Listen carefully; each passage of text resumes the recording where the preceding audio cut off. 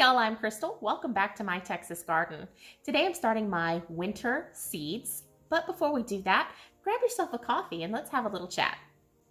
Now you may have noticed that I was a little MIA this summer and nothing really big happened. We had a couple of changes around here, but nothing super major. So the biggest change that happened around here was we became empty nesters. I know that's pretty wild, right? I knew the day was coming, but I don't think you could fully prepare yourself for becoming an empty nester. There's a lot of adjustments that happen. One of those adjustments was my cooking habits. I went from cooking like 2 roasted chickens for dinner a night, and that was dinner. I mean, like there was little leftovers, to cooking 2 chicken breasts. And it took me a couple of months to actually kind of tone everything down. It was actually quite funny. The puppy has gained some weight just by eating our leftovers. The other thing that happened is we officially put the property on the market.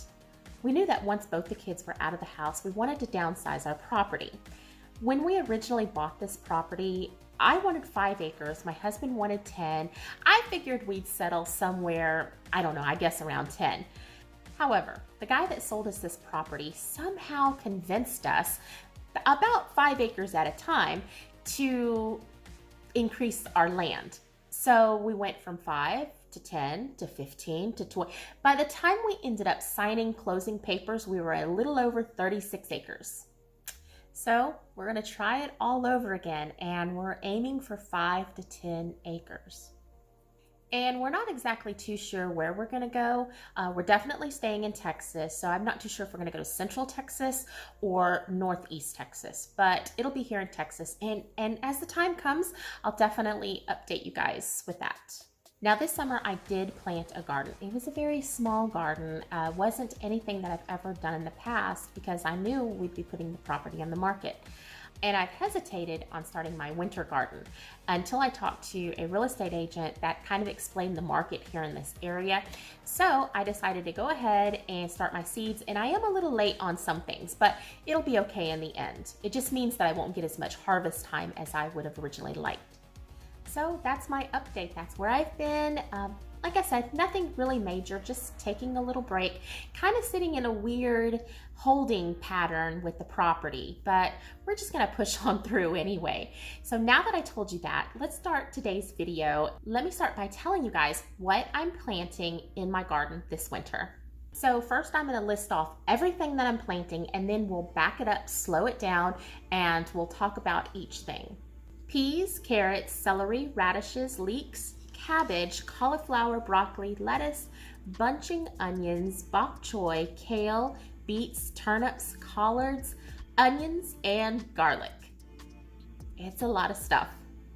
And everything on this list, I would say, would be for zones 8A and above. Now I am zone 9A, and if you're not exactly too sure what zone you're in, I'll link a couple of calculators down below. The Farmer's Almanac offers a really good calculator. You put in your zip code and it will give you your first average frost date. Also, another calculator that I like a lot would be from Dave's Garden. What I like about their calculator is that they actually break it down by weeks. So for example, my average first frost date is December 5th or 6th, I believe.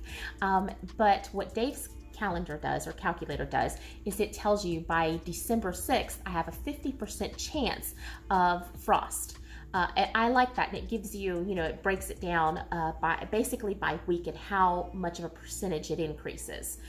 So by December 6th, there's a 50-50 chance that we're going to see frost in this area, which does kind of coincide with what I've seen here historically. I usually say around Thanksgiving, I'll see some sort of frost, and that seems right about right. The other thing about winter gardening that's a little bit different than spring and summer garden is you really need to keep an eye on the weather. You need to know historically when your coldest months are, and you need to be prepared ahead of time in case you have to cover your plants.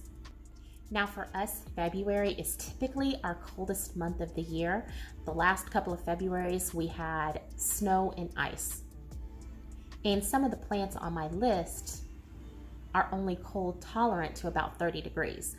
So we really have to be prepared to cover them in case we dip back down into the teens again. So the first thing on our list is peas. Snow peas and snap peas.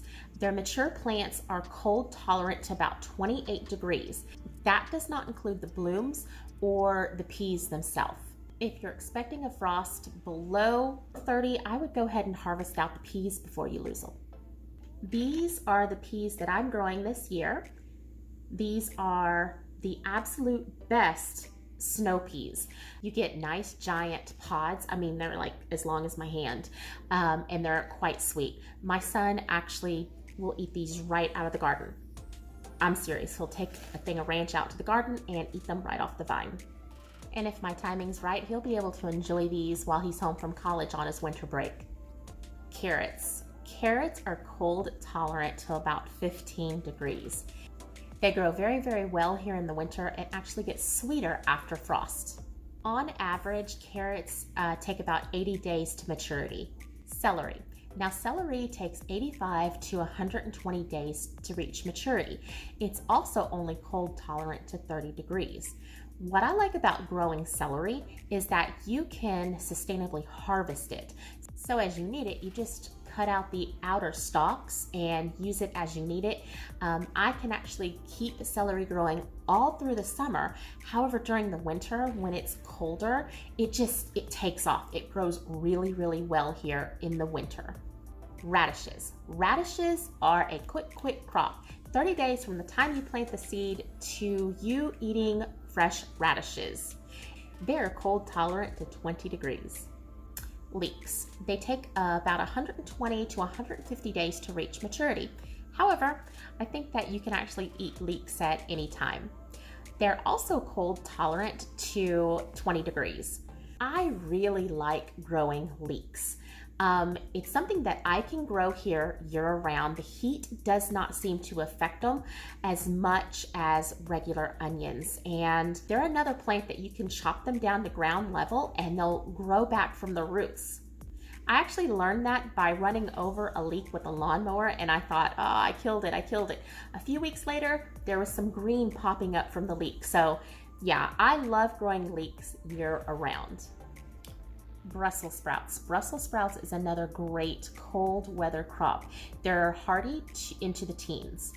They take about 90 days to reach maturity, and had I thought about it, I would have started these 6 to 8 weeks ago. That way I could be enjoying them in November and December. I would have just bought myself a couple of months extra of harvest time with the Brussels sprouts. Cabbage. Cabbage on average takes about 70 days to reach maturity, and it is cold tolerant to about 20 degrees. Cauliflower takes about 80 days to reach maturity and is cold tolerant to about 26 degrees. Broccoli, depending on the variety, you're looking at 50 days to 100 days to reach maturity. And it is also cold tolerant to about 26 degrees. Lettuce. Now you can harvest that at any time. However, it takes about 60 days for it to reach its full size, and we're looking at a cold tolerance of about 20 degrees. Bunching onions, or like your green onions, those are about 120 days to reach maturity. There again, you can harvest those and use those at any time.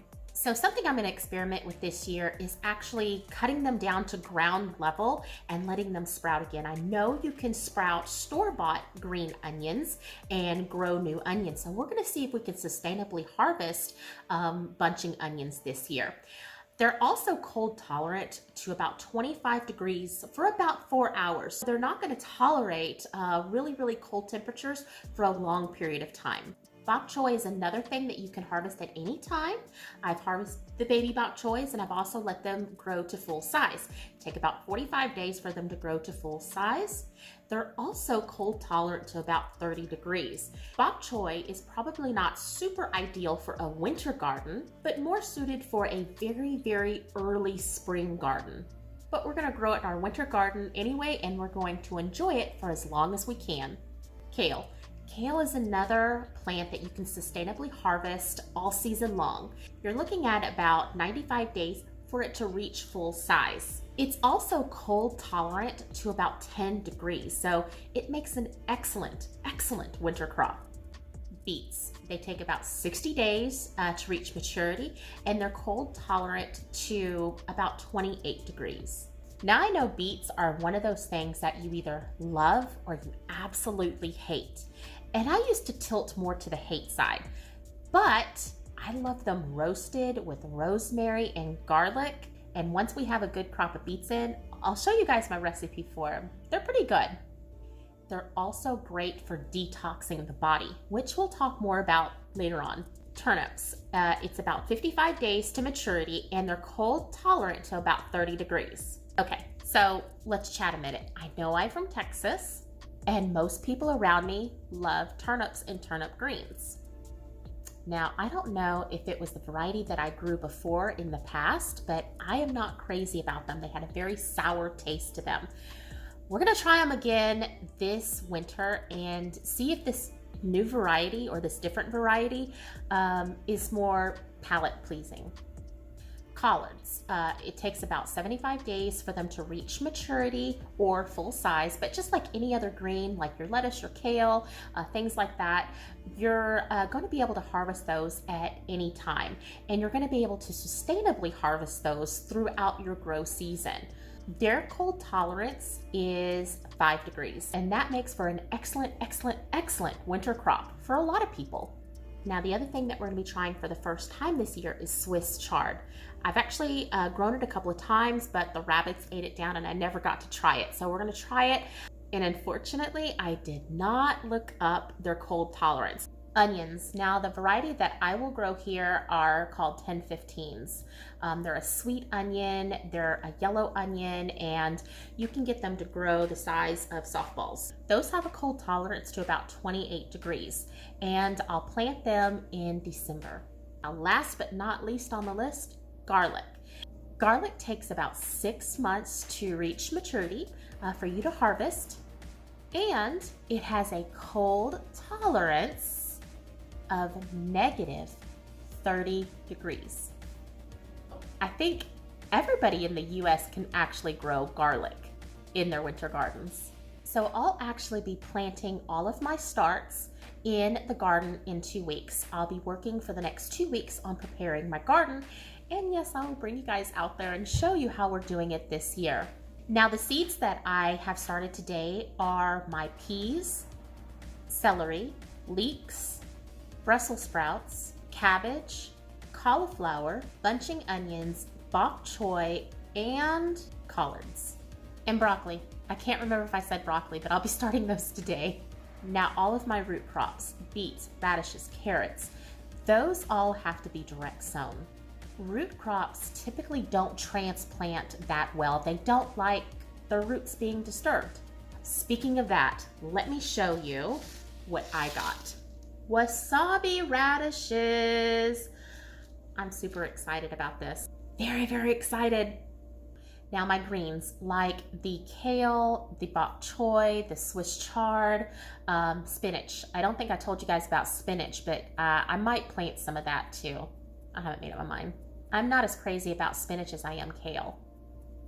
But anyway, I will start those about 5 days before I'm ready to plant those into the garden, because they germinate really fast. Now, my preferred method for germinating seeds is the paper towel method. I did a video earlier this year, but I'm gonna show you guys really quick how easy it is. I like this method because I can tell what seeds are viable and what are not. And because the seeds are consistently kept moist, they germinate a lot faster. And once the seeds just germinate, where the root actually just starts to come out, you put them in soil, and it's so much faster. Let me show you how I do it. This is actually not part of my winter garden. These are coffee seeds, and they take anywhere from 1 to 3 months to germinate. We're gonna take our bag, and we're with our marker. This is silver, it's kind of hard to see right now. I just had my black marker, I don't know where it's at. What we're gonna do is we're gonna write what's in here, which is coffee, today's date, and I'm gonna give myself a little reminder that it's a 1 to 3 months germination. I will start checking this at about day 7 to see if any of them germinated, if the paper towel has dried out. So like I said, this is an experiment with coffee. I have never grown coffee before, but if done right, in 4 years, I'll be harvesting my own coffee. And this is what the seeds look like. I mean, coffee beans. Unroasted green coffee beans. That's what they look like. Take our paper towel, and I'm gonna go ahead and double this up. And this is just a spray bottle with water.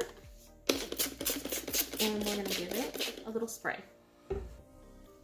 We don't want it too damp, so we're gonna wring some of the water out. You see a lot of it came out. Or maybe you can't see that. So it's just damp to the touch. You don't want this soaking, dripping wet because that could rot your seeds out.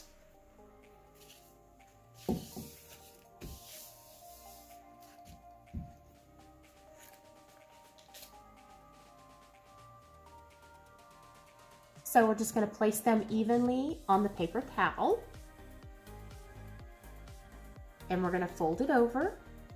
And what I like to do is kind of seal them up. We wanna mimic soil.